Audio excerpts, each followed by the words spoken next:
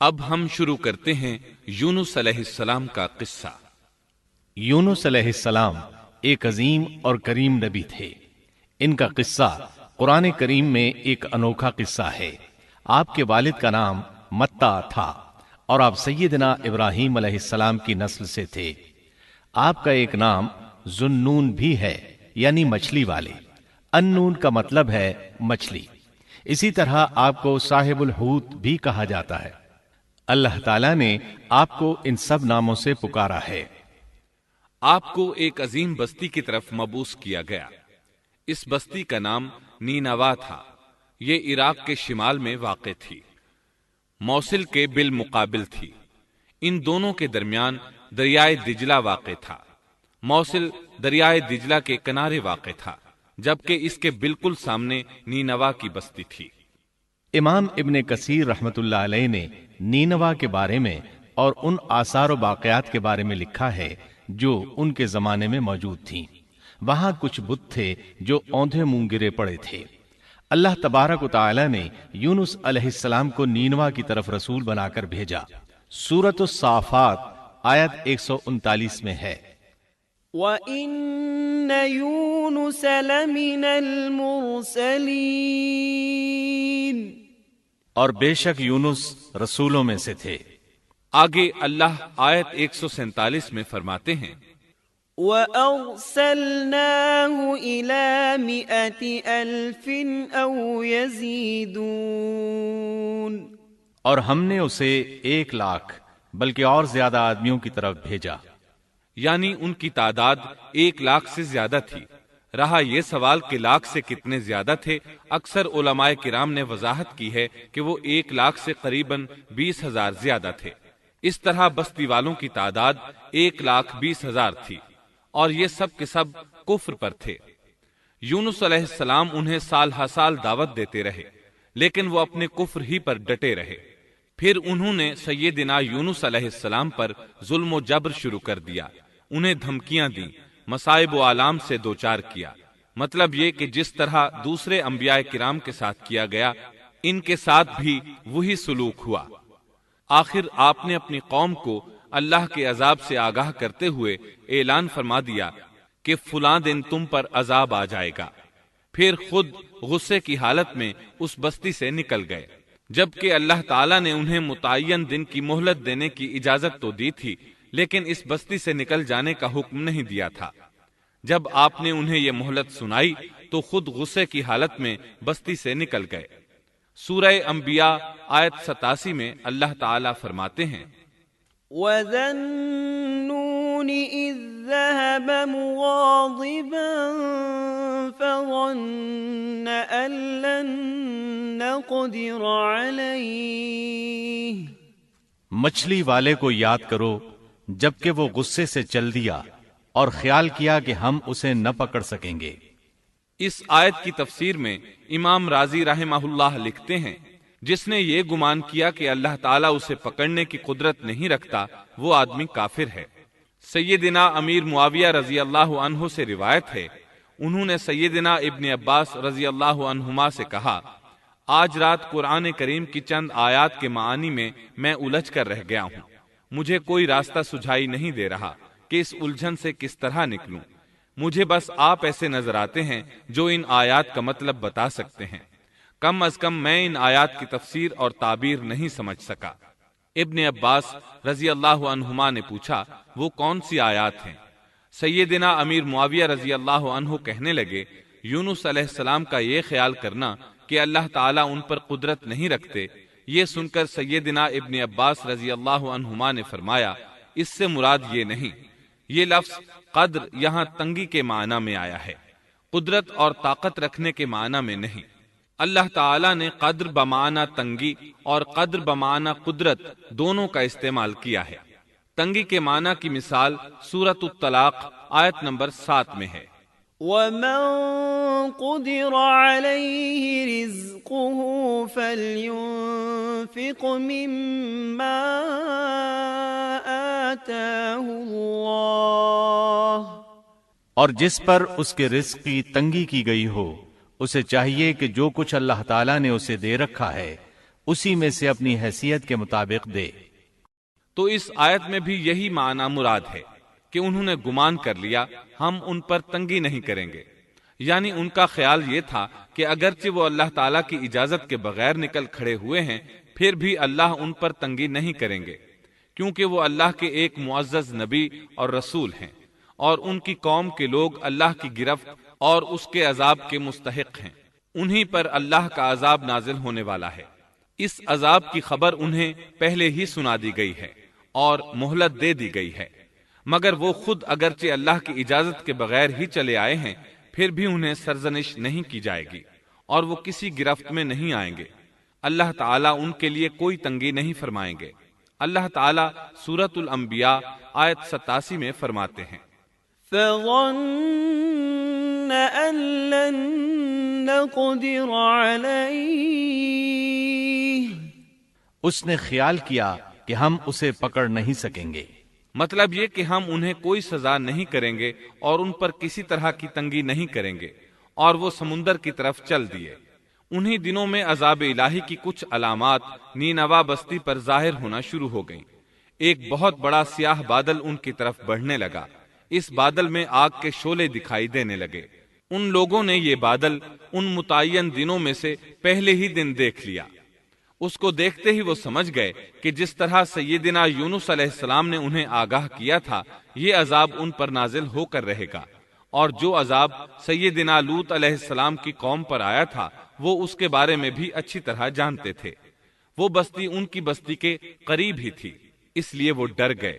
ان کے سردار جمع ہوئے اور کہنے لگے، جیسے تم سے پہلے لوگوں پر عذاب اترا کرتے تھے تم پر بھی یہ نازل ہو کر رہے گا، جلدی کرو، سب جمع ہو جاؤ۔ چنانچہ انہوں نے اس بات پر اتفاق کر لیا کہ سیدنا یونس علیہ السلام نے بالکل سچ فرمایا تھا۔ اللہ کی قسم، یہ بالکل وہی عذاب ہے، تم اللہ کے عذاب سے نجات نہیں پا سکو گے۔ اس سے بچنے کی ایک ہی صورت ہے کہ تم ایمان لے آؤ اور توبہ کر لو۔ اس طرح وہ سب کے سب ایمان لے آئے، لیکن سیدنا یونس علیہ السلام وہاں موجود نہیں تھے۔ ان کی عدم موجودگی میں یہ سب کے سب یعنی 1,20,000 افراد ایمان لے آئے۔ انہوں نے پیوند لگے کپڑے پہنے اور اللہ کے حضور عاجزی، انکساری اور آہوزاری شروع کر دی، رونے لگے، اللہ سے بخشش مانگنے لگے، پھر اسی حالت زار میں باہر کھلے میدان کی طرف نکل آئے۔ ان کے سرداروں نے سب کو الگ الگ کر دیا، یہاں تک کہ ماں اور بیٹے کو بھی جدا کر دیا۔ سب اپنی اپنی جگہ پر یعنی ماں اپنی جگہ پر اور بیٹا اپنی جگہ پر آہوزاری کرنے لگے تاکہ ان پر اللہ تعالیٰ کی رحمت نازل ہو جائے۔ یہ عذاب 3 دن تک ان کے سروں پر منڈلاتا رہا، اور یہ بھی مسلسل آہوزاری کرتے رہے، اپنی عاجزی ظاہر کرتے رہے، معافیاں مانگتے رہے۔ آخر کار اللہ تعالیٰ نے ان پر رحم و کرم فرما دیا اور عذاب کو ان سے پھیر دیا۔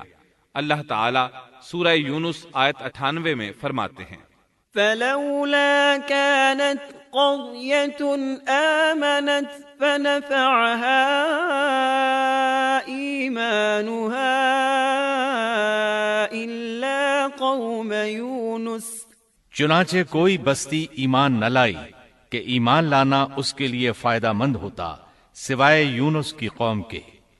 مطلب یہ کہ سابقہ امتوں میں سے کسی کے بارے میں یہ سننے میں نہیں آیا کہ پوری قوم ایمان لے آئی ہو۔ تمام بستیوں میں ایک بھی بستی ایسی نہیں تھی، بس ایک یونس علیہ السلام کی قوم ایمان لے آئی۔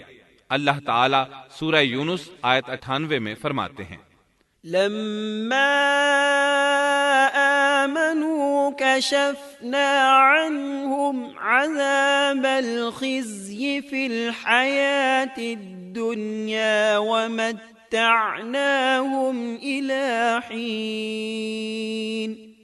جب وہ ایمان لے آئے تو ہم نے رسوائی کے عذاب کو دنیاوی زندگی میں ان پر سے ٹال دیا اور ان کو ایک وقت تک کے لیے زندگی سے فائدہ اٹھانے کا موقع دیا۔ مطلب یہ کہ ہم نے انہیں دنیاوی زندگی کا لطف اٹھانے کا موقع دیا۔ اب اس قوم پر قیامت کے دن تک عذاب نہیں اترے گا۔ علامہ ابن کثیر رحمت اللہ علیہ فرماتے ہیں، اس آیت کریمہ کا مفہوم یہ ہے کہ کسی بستی کے تمام باشندے کسی نبی پر کبھی ایمان نہیں لائے، یا تو سب نے کفر کیا یا پھر اکثر نے کفر کیا، لیکن یونس علیہ السلام کی قوم واحد ایسی قوم ہے جو تمام کی تمام عذاب الہی کے آثار دیکھ کر ایمان لے آئی۔ سابقہ ادوار میں جتنی بھی بستیاں گزریں ان میں اہل ایمان کے ساتھ یا تو کفار رہے ہیں یا ان میں منافقین بھی رہے ہیں، سوائے یونس علیہ السلام کی قوم کے وہ سب کے سب کافر تھے، پھر سب کے سب ایمان لے آئے۔ یہ اللہ تعالیٰ کے عجائبات میں سے ہے اور اس کی قدرت اور رحمت کی نشانیوں میں سے ہے۔ اب دوسری طرف کی سنیے، یونس علیہ السلام کو کچھ معلوم نہیں تھا کہ ان کی قوم کے ساتھ کیا ہوا۔ آپ تو غصے کی حالت میں بستی سے نکل کر سمندر کی طرف چلے آئے تھے۔ آپ ایک کشتی کی طرف آئے، اس میں سواریاں اور ساز و سامان لدا ہوا تھا۔ اللہ تعالیٰ سورۃ الصافات آیت 140 میں فرماتے ہیں، إذ أبق إلى الفلك المشحون،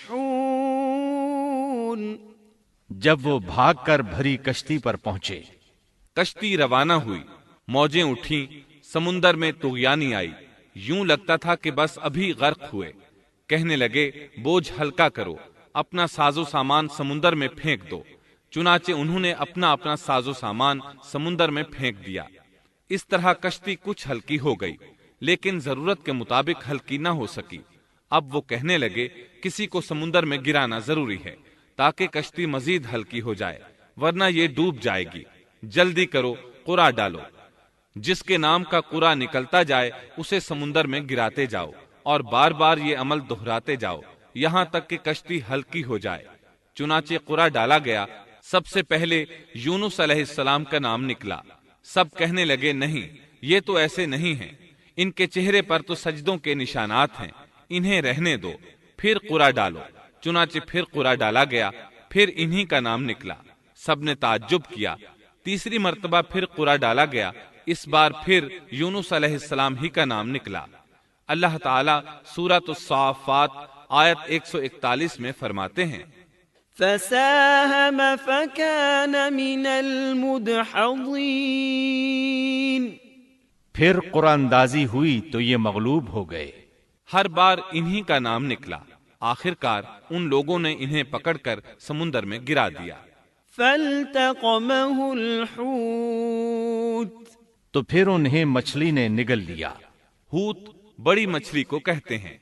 اللہ تعالیٰ نے حوت کو القاء فرمایا، انہیں کھانا نہیں، نہ ان کے جسم کو کوئی گزند پہنچے۔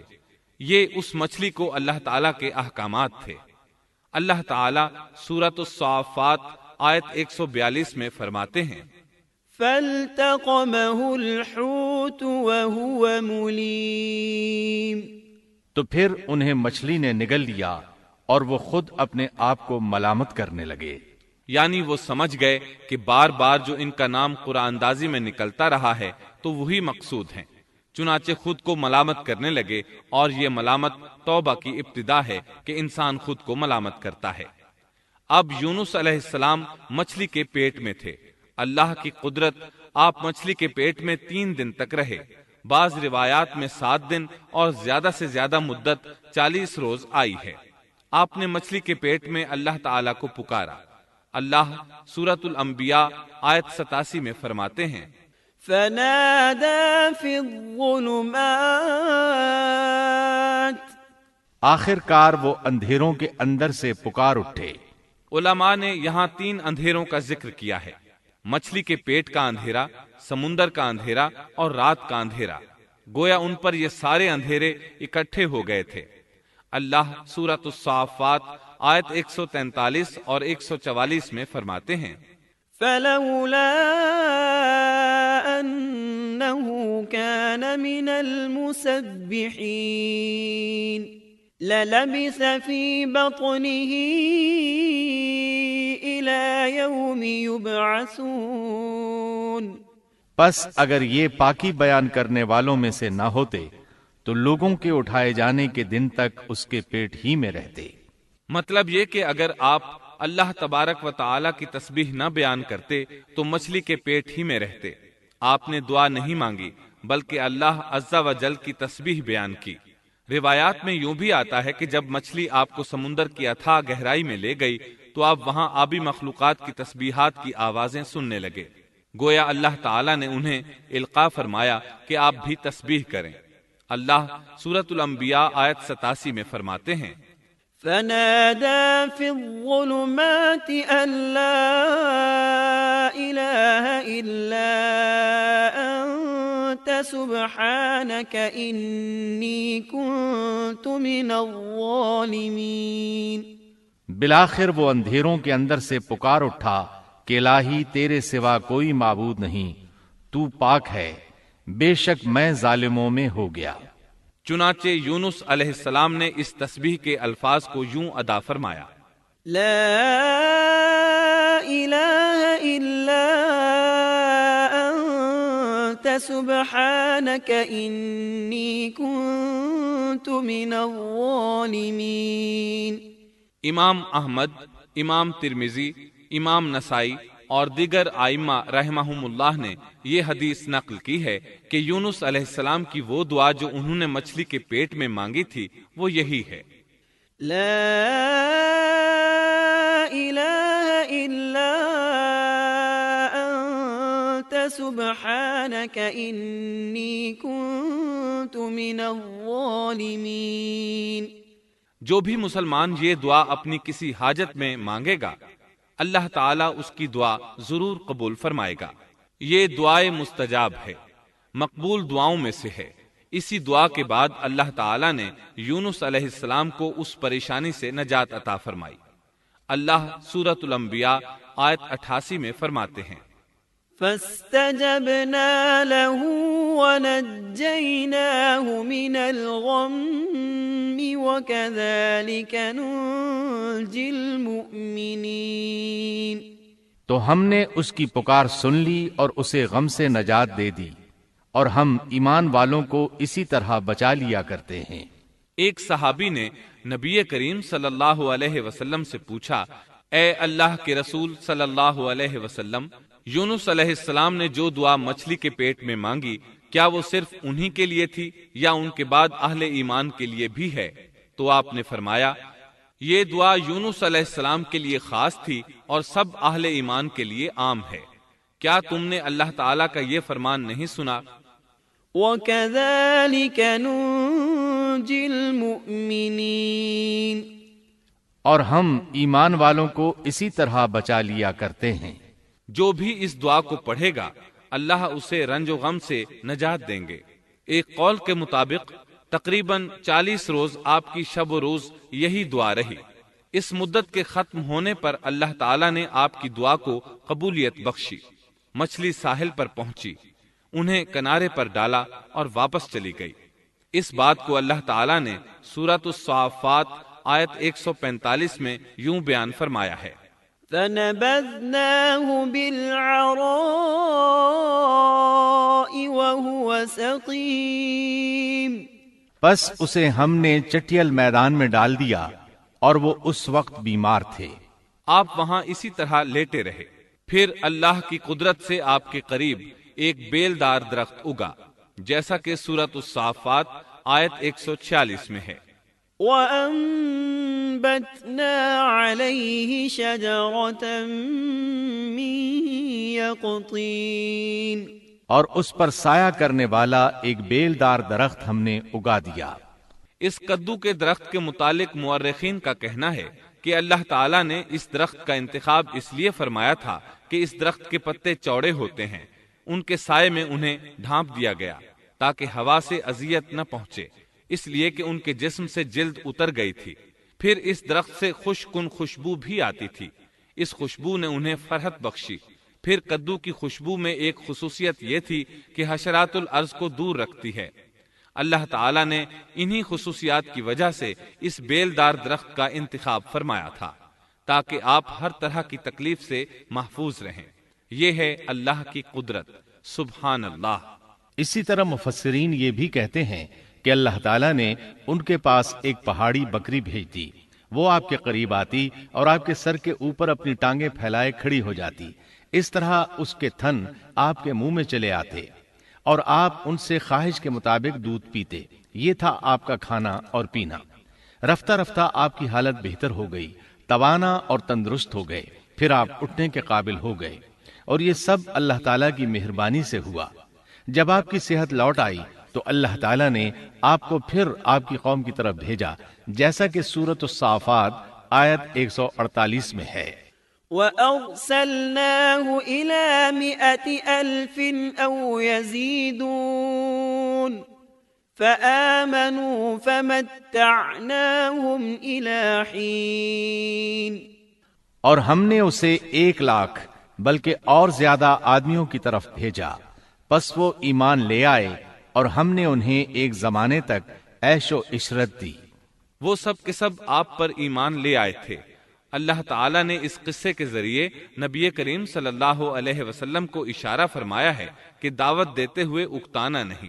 اللہ سورۃ القلم آیت 48 میں فرماتے ہیں، وَلَا تَكُن كَصَاحِبِ الْحُوتِ، اور مچھلی والے کی طرح نہ ہو جائیے۔ ان لوگوں کو دعوت حق دیتے رہیے۔ دیکھیے وہ سال ہر سال دعوت دیتے رہے لیکن اکتائے نہیں، ان سے مایوس نہیں ہوئے۔ ان کی پوری بستی میں سے ایک بھی ان پر ایمان نہیں لایا تھا، لیکن جب ان سے مایوس ہو گئے تو انہیں اللہ کے عذاب سے آگاہ کر دیا اور منہ پھیر کر چل دیے تو وہ سب کے سب ایمان لے آئے۔ اللہ تعالی سورۃ القصص آیت 56 میں فرماتے ہیں، إنك لا تهدي من أحببت ولكن الله يهدي من يشاء۔ آپ جسے چاہیں ہدایت نہیں دے سکتے، بلکہ اللہ تعالیٰ ہی جسے چاہتا ہے ہدایت دیتا ہے۔ اس قصے میں بہت بڑا سبق ہے کہ کسی بھی حالت میں اللہ کی رحمت سے مایوس نہیں ہونا چاہیے اور نہ ہدایت کے معاملے میں اپنی ذات پر بھروسہ کرنا چاہیے۔ ہدایت تو بس صرف اللہ تعالیٰ ہی کی طرف سے ہے۔ آپ کے ذمے تو پیغام حق پہنچا دینا ہے۔ اللہ سبحانہ و تعالیٰ کے ذمے ہدایت سے نوازنا ہے۔ اللہ تعالیٰ نے انہیں پاک صاف بنا دیا، انہیں چن لیا۔ اللہ خود ہی سورۃ القلم آیت 50 میں وضاحت فرماتے ہیں، فاجتباه ربه فجعله من الصالحين۔ اسے اس کے رب نے پھر نوازا اور اسے نیک لوگوں میں کر دیا۔